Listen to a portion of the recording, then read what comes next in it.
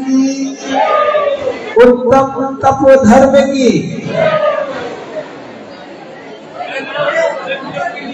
महानुभावों, आज कौन सा डे है?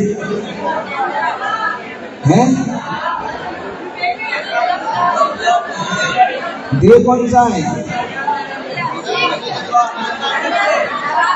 छठवां दिन है कि सातवां? सातवां दिन है। अब मात्र 3 दिन बचे,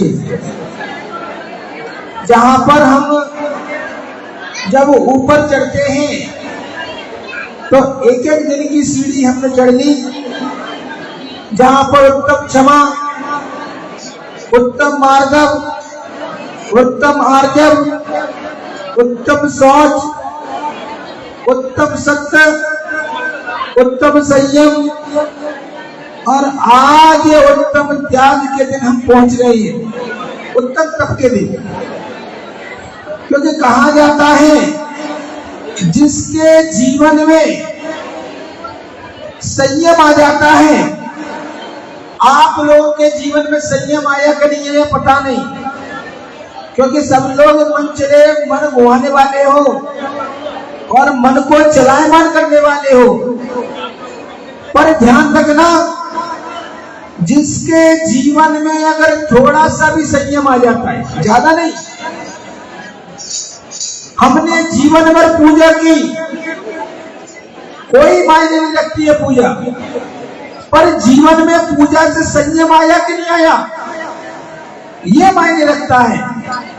देखिए, हम और पूजा चश्री का, मेरा और चश्री का चातुर्मास चल रहा था साहिबाबाद में। आप लोगों को सत्य घटना बता रहा हूं। एक महिला जो निरंतर आहार दान देती थी और उसकी स्वास्थ्य खराब हो जाता है।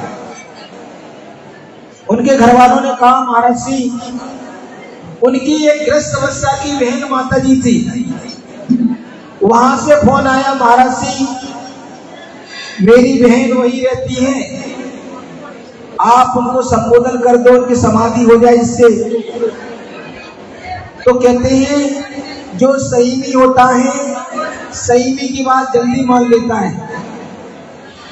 हम और आचार्य श्री पहुंच गए वहां पर, और जैसे ही हम लोग पहुंचे, उस महिला ने क्या कर लिया, चद्दर से अपना मुख ढक लिया।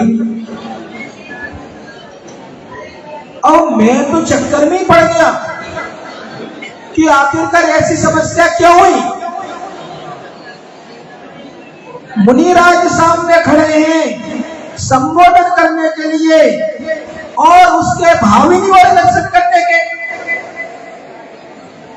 ऐसे ही जीवन में हमने पूजा की कि नहीं की, भावों से ये पता चलता है आखिरी समय में। और हमने बहुत प्रयास किया उसको, क्योंकि माता जी के पास से सूचना आई। हमने बोला, अम्मा इधर तो देखो देखो, महाराज आए, दो महाराज आए आपके पास। पर उस महिला ने चद्दर इतनी टाइट पकड़ा हुआ था कि छुड़ा ही नहीं जा रहा था, और जैसे तैसे उनके घर वालों ने चद्दर खींच दिया, उस महिला ने आंखें बंद कर ली।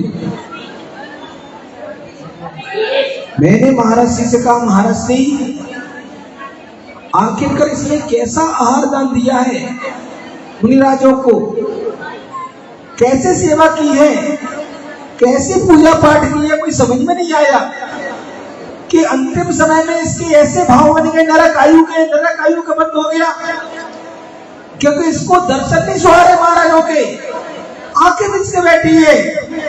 पूज्य आचार्य श्री ने कहा कि ये सत्य कह रही हो कि इसने जीवन भर आहार दान दिया, पूजा की, पर ऐसा रीजन क्यों हुआ, क्योंकि उसने श्रद्धा आस्था भक्ति से पूजा नहीं की, न श्रद्धा आस्था भक्ति से मुनिराज को आहार दान दिया। जैसे आपकी समाज में भी बहुत सारी माताएं हैं जो शुद्धि का तो भोजन करती हैं, जब कोई व्यक्ति को ज्यादा स्थान मिलना चालू हो जाता है तो उस व्यक्ति के अंदर घमंड और एटीट्यूड आ जाता है। इसने भी ऐसे ही आहार दान दिया था कि जब जब नगर में मुनिराज आते थे सबको पता था फलानी माताएं चौका लगाती हैं, आहार दान देती हैं। समाज के लोग भी पहुंच जाते हैं कि देखिए अपने यहाँ महाराज जी आ रहे हैं, आपको चौका लगाना है। तो क्या कहती थी वो, चौका लगाना है, हमारे यहाँ तो शुद्धि का मसाला ही नहीं है, हमारी बहू को आना नहीं है, अब कैसे क्या होगा। अब चलो आप आए हो तो लगा ले रहे। क्या बोला, आप आए हो तो लगा ले रहे हैं। उसकी श्रद्धा भी तैयार कर देने में, और उसका प्रताप यह हुआ कि इतना सब करने के बाद भी नरक आयु का बंद हो गया, और उसके 2 दिन बाद वो महिला मर भी गई। महानुभावों, मैं आपसे प्रत्येक दिन कह रहा हूं, धर्म करो, पर सोच विचार कर करो कि हम सम्यक क्रिया कर रहे कि नहीं कर रहे। क्योंकि धर्म इतना बढ़िया है अपना कि हम धर्म इतना करते हैं, बीज रूपी। बीज कितना बड़ा होता है पेड़ का, इतना छोटा सा होता है, पर उसको सही तरीके से बोया जाए और उसमें पानी डाला जाए, वही बीज बट वृक्ष बनकर हमारे सामने प्रकट हो जाता है। ऐसे ही धर्म होता है। धर्म हम थोड़ा करते हैं, विवेक के साथ करते हैं, श्रद्धा के साथ करते हैं, वह धर्म हमें बट वृक्ष का काम करता है, तो बट वृक्ष का फल देता है। कहा भी है, धम्मो मंगल मुक्त्यम अहिंसा संयमो तवो देवा भी तमण वंशन्ति जस धम्मे से मुड़ो। धर्म मंगल है। ये धर्म कौन सा है? अहिंसा परमो धर्म। कौन सा धर्म है? अहिंसा परमो धर्म। हमारे भगवान महावीर स्वामी ने अहिंसा का प्रचार किया है, और जिसने इस धर्म को अंगीकार कर लिया है, अहिंसा धर्म को अंगीकार कर लिया है, उसने जीवन में सफलता ही पाई है। महात्मा गांधी हुए हैं, अहिंसा का नाम लेते लेते, अहिंसा अहिंसा अहिंसा का नाम लेते लेते उन्होंने भारत को आजाद करवा दिया। और जो अहिंसा धर्म का पालन करता है उसको देवता गण भी नमस्कार किया करते हैं, चाहे वो इंसान हो चाहे मुनिराज हुआ करते हैं। विचार तो करो, आज उत्तम तप का दिन है, आज काले से सफेद होने का दिन है, और हम लोग हैं कि सफेद से काला कर लेते हैं। कुदरत ने हमें बाल सफेद कर दिए, पर हम लोगों ने क्या किया, डाई लगा लगा के फिर काले कर दिए। बड़ी समस्याएं पुरुषों की, मनुष्यों की। एक तो अपन लोग काले को सफेद करते हैं, काला धन होगा तो सीए से बात कर करके सफेद कर लेते हैं, 1 नंबर कर लेते हैं। जब कुदरत ने स्वयं हमें सफेद करके दे दिए बालों को, हम उनको काले में खिजाव लगा लगा के परेशान है। कैसे मनुष्य हैं? आज उत्तम तप का दिन है। कहा है, इच्छा निरोधा तपा। इच्छाओं को रोकना वो तप होता है। हमें इंद्रियों को कंट्रोल करना है, क्योंकि कल क्या था, संयम का दिन था, और जिसने संयम को धारण कर लिया तो उसने अपनी इच्छाओं पर रोक कर ली, बाउंड्रेशन बना ली इच्छाओं की, और जीवन में तप चालू कर देते हैं। देखिए कितने महापुरुष हुए हमारे। वो कौन से मुनिराज थे जिनको राई का दाना भी चुभता था? है सुकुमाल मुनि। सुकुमाल मुनि जिनकी माँ अपने बच्चे की इतनी देखरेख करती थी, इतनी देखरेख करती थी कि वो बाहर नहीं जाने देते थे, क्योंकि उनको एक बार कह दिया था तुम्हारा लड़का मुनि बनेगा। तो उन्होंने कहा मैं संगति नहीं करने दूंगी। तो माँ ने क्या किया, बेटे को वहीं अंदर पढ़ाया लिखाया सब किया, बाहर का प्रकाश भी नहीं देखने दिया। लेकिन देखिए गुरुदेव की महिमा देखिए, जिसके जीवन में तप लिखा होता है वो कैन कैन प्रकार दीक्षा धारण कर लेता है। आप लोग भी तप कर रहे हैं, उपवास कर रहे हैं, एक आसन कर रहे हैं और विचार कर रहे हैं कर्मों की मंजिला हो जाए, पर हमने अगर इच्छाओं पर रोक नहीं लगाई, इच्छाएं हमारे भाग रही है, मन भाग रहा है। कहाँ है ये मन बड़ा चंचल है, कैसे तेरा भजन करूं, जितना इसे समझाओ, जितना इसे समझाओ उतना ही मचलता है। महान भावों, इच्छाओं को रोकना, इच्छाओं को सीमित करना, क्योंकि अगर हमारी इच्छाएं बढ़ती रही और आसक्ति बढ़ती रही तो कल उत्तम त्याग का दिन है, हम त्याग कैसे करेंगे। देखिए 10 धर्म जो हैं ये बड़े कार्यकारी हैं, ये हमें गिनती से शुरू से क्रम से बताए गए हैं। अगर इनका क्रम ऊपर नीचे कर दिया तो सारा सिस्टम खत्म हो जाएगा, सिस्टम गड़बड़ हो जाएगा। तो यही है, इसलिए कहा है कि इच्छाओं को रोकना तब होता है, और जिसने इच्छाओं को रोकना चालू कर दिया, संपर्क कर दिया, क्या कर दिया, संपर्क कर दिया। कहा गया है संबर सहित कतरो तप प्राणी मिले मुक्ति रानी। किससे? संबर सहित तप करो तप प्राणी मिले मुक्ति रानी, इस दुल्हन की यही सहेली जाने सब ज्ञानी।